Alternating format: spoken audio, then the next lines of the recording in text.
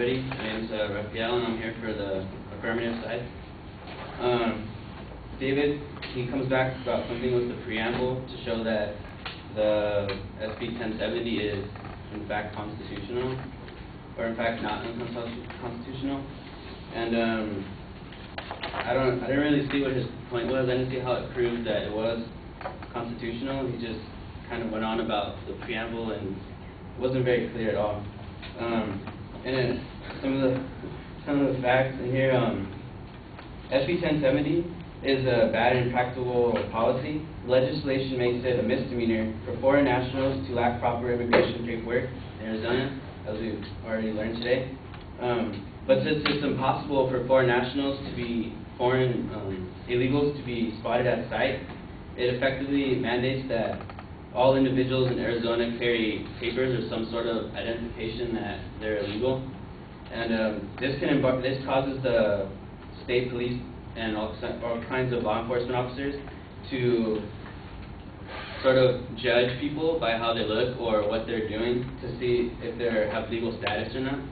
So it embarks on our rights of privacy and other things like that.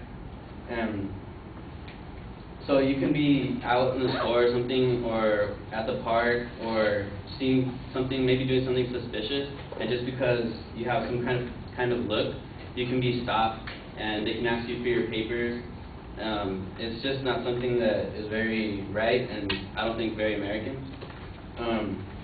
because this country is supposedly supposed to be built on individuality and being able to represent yourself. And if they're going to start judging people by how they look, then I think that's the opposite of what the Constitution is supposed to be based on. And also the legislation directs the police officers to inquire immigration status, as I said, and this makes them into kind of immigration patrol people, which is not their job at all.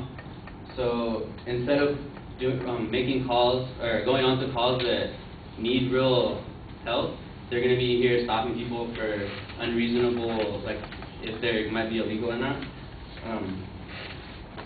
And to touch on his statements about the jobs, according to the Pew Hispanic Center Resource Organization, the illegal workers that are illegal workers, they're usually men, and they're usually heavily concentrated in construction, agriculture, and cleaning jobs.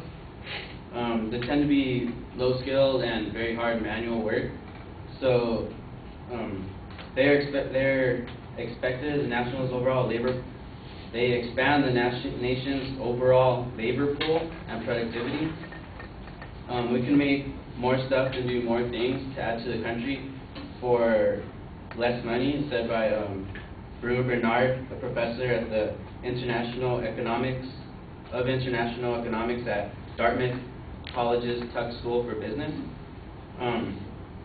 Illegal workers' relationship to the economy is intricate. They are willing to work for lower wages than legal workers, helping keep down the prices of products and goods for Americans. So it actually benefits the economy because we can go to the store and buy things for lower prices just because of the illegal immigrants that are trying to find work and support their families for less money.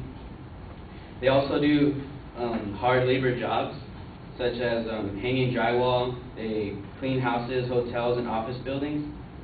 And this is intricate to Arizona's economy because the hotels and other service places in Arizona have had a 50% decline in conventions and business conferences because a lot of workers have quit their jobs in Arizona to go to other states, so the hotels cannot find new workers that will do the same jobs for the same amount of money, and they can't afford to house these conventions.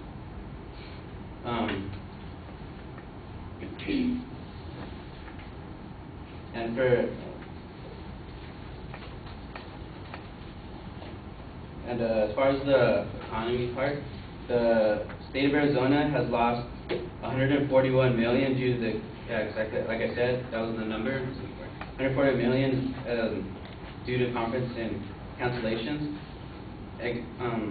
exactly due to SB 1070. that was passed a couple months ago, or yeah.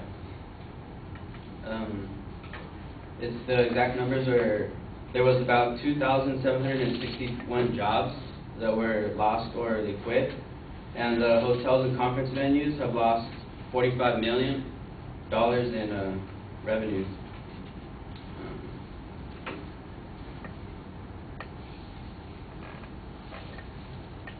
And another problem that is coming into, if you were to get rid of the illegal immigrants, is that a lot of the factory workers, they would be laid off or fired, of course, and instead of giving those jobs to American people, what is predicted to happen is that these people will go into an automated system and use machines, because in the long run, it's going to be a lot cheaper to get the machine equipment than to pay American workers who will definitely not do the same work for the same amount of money.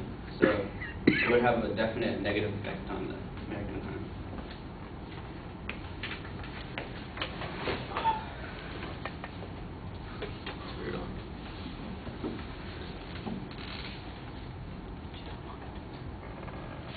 It's weird.